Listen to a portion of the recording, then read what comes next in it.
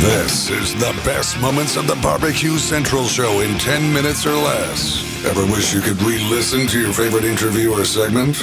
Do you enjoy hearing older shows for the first time in years? Then the best moments of the BBQ Central Show in 10 minutes or less is just what you need. Thanks for listening and enjoy the show. Greetings, everyone. John Solberg here. You know I'm the host for the best moments of the BBQ Central Show in 10 minutes or less. But did you know that this show is brought to you by The Butcher Shop? Purveyors of highly sought-after 100% Australian non-crossbred Wylara 9 Plus briskets, and they are always hand-picked out just for you. The Butcher Shop has been retailing the finest meats for more than 15 years, and every week they're shipping out competition-quality meats to many of the biggest teams in the competition scene across the nation. Simply put, teams who use The Butcher Shop win, and they win often. You don't have to be a competitor to enjoy the finer cuts. The Butcher Shop is shipping some of the finest prime, dry-aged Australian Wagyu and Japanese Wagyu steaks people just like you and me who aspire to be the kings and queens of the backyard. You want to try that stuff? Get a hold of them. I'm going to tell you how to do that in just a second, because The Butcher Shop is always shipping Berkshire, Compart Duroc, Allegiance Duroc, and Prairie Fresh all-natural pork. It is in stock, and again, it's always hand-picked just for you. So let's review the best competition briskets. Check. The best pork selection. Check. Giving you better overall options to cook in the backyard. Check. So give The Butcher Shop a call today. 850-458-8782. That's 850-458-8782. You mentioned the BBQ Central Show. You're getting 10% off your entire order each and every time you call. You can also go look at their Facebook, facebook.com/The Butcher Shop. Shop is spelled S-H-O-P-P-E. The Butcher Shop, home of the 100% Australian non-crossbred Wylara 9 Plus briskets. And Greg's going to take a little... No, Greg's not going to do anything. I'm going to send you back to an EC segment from 2017.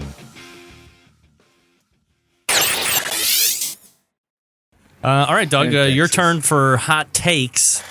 I know Steve talked about World Food Championships, and you're probably going to piggyback a little bit, at least on the topic. Well, but I think I'm going to go.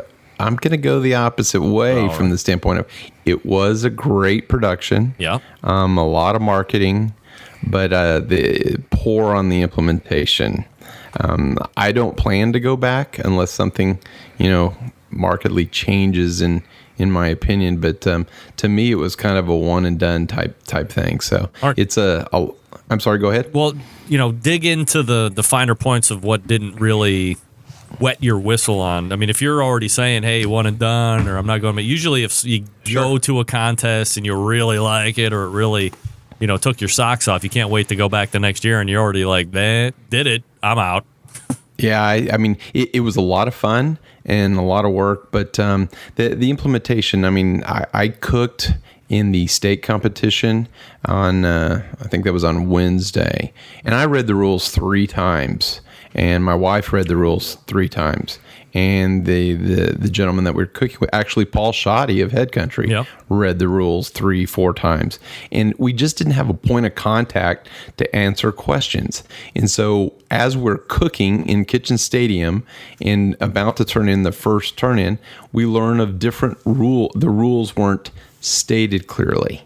They were very poorly written, in my opinion, and I think they could, improve a lot in that particular way. But we didn't know we had to have separate dishes for each of the samples. It says to put the food on the platter. It doesn't say to put the plated food on the platter. And so there were just rules that we did not know, and we actually had to borrow some things from other teams, and to go and spend, like, Meathead said, he, on his own nickel, 4 nights of hotel and flight and everything, to do that, and just as a learning experience, I can do that a lot closer to home than do that. So, and I think they fumbled the ball on the barbecue thing. In terms of the IBCA versus the KCBS, the finals wasn't barbecue. It was a chef's, open kind of competition, which is to me not the main meats of barbecue that, like, Meathead didn't get to judge. So I think they really fumbled the ball on the way barbecue was treated And, because we're always last at awards. If they were to call us first, we, in the 2.5 hour award ceremony, which is every night. Luckily, it's held in a very nice place. Orange Beach is great. The wharf is awesome. And luckily there's outdoor seating at restaurants where you can sit there and drink and have dinner, etc., while you're waiting for 2 hours before the barbecue awards are done. And are you hearing those awards? Like, are they taking place right in front of you, or you just know you have so much time that you can go somewhere and you'll come back and be okay? Yeah, I mean, a couple of the nights we were there where we could hear. One of the nights, the award started at 6. We actually went to dinner at a place we couldn't even see. We watched it live on Facebook because we were trained from the previous nights that barbecue would be last, and we had plenty of time to eat. And, so we were there at, 7:30, and we still had plenty of time to have a glass of wine or a beer or whatever. So, and the thing of, the not $10,000 in prizes and even the top 10, they didn't get the money prizes that if it was supposed to be $500 for the top 10, minimum, but no, it was really mainly prizes that they got. So there was an expectation that there was going to be all cash, and it was $10,000 or whatever the amount of cash and prizes. Cash, yeah. So it was cash and prizes, and they didn't get their checks. I talked to one person today that was in the top 10 in barbecue. They didn't get their check yet. And how much would Facebook be blowing up if at an event that you go to an event and you don't get your $150, $250, $500 check? Boy, people would be going berserk. So,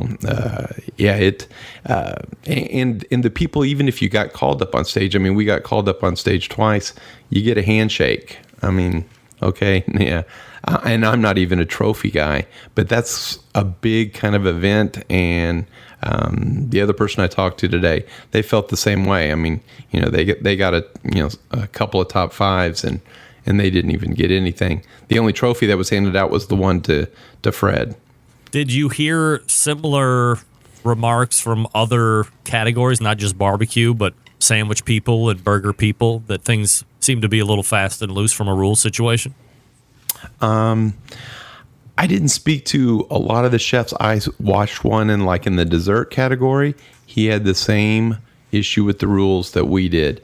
Luckily, he was early in his turn in, but he plated his dessert, went and turned it in, and was turned back because he didn't have separate plates for each of his desserts. So then he starts going to the crowd as we're out there, and he's like, "Hey, can somebody help me? Can somebody help me?" And so my wife actually ran back to Steve's place and got some plates, which he used in the second turn in, and someone else had some plastic plates that he used in the first turn in. But it's the rules just weren't.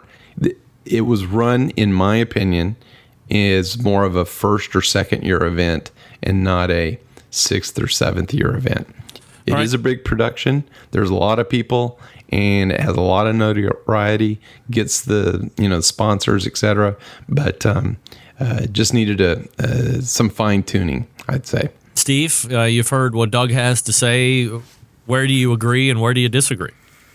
I don't know anything about the prize money not being delivered or being delivered or how it was dished out. I guess, award ceremonies are always long when you don't get called. So I'm used to that. That's no problem. Doug didn't know the rules. I knew the rules. I knew the rules going in. We had to turn in our Smithfield, our ancillary contest on plates, and it was written in our packet. And I took plates with me. Everybody I saw in the tent, in the kitchen, in the other contest, they all had plates, except except the dessert guy and Doug. I guess, I don't know. Everybody knew what to do that I could see. So I don't know. I didn't have to read that many rules. I just watched on Facebook. I just did a lot of research on Facebook and watched last year's contest to see how they did it. I even had extra plates in case we did make finals in the barbecue. We took them down. We even took down another protein to a quick cook protein because I knew there was only going to be an hour and a half to cook. So, I knew the rules going in.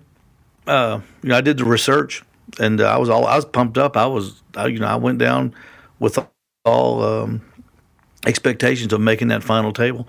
I would like to see barbecue introduced at the final table for barbecue. I don't see why you can't start everybody 7 hours before the turn-in.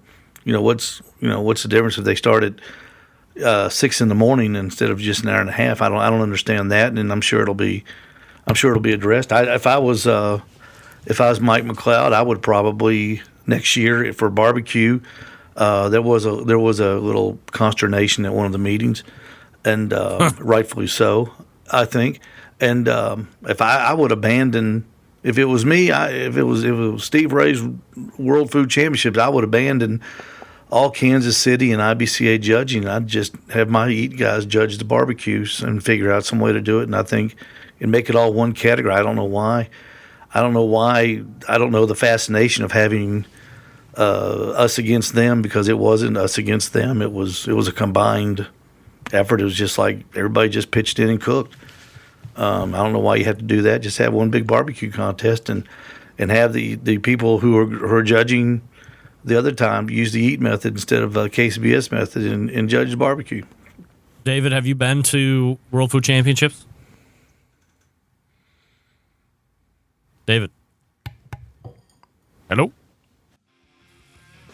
He's there because you could hear him breathing.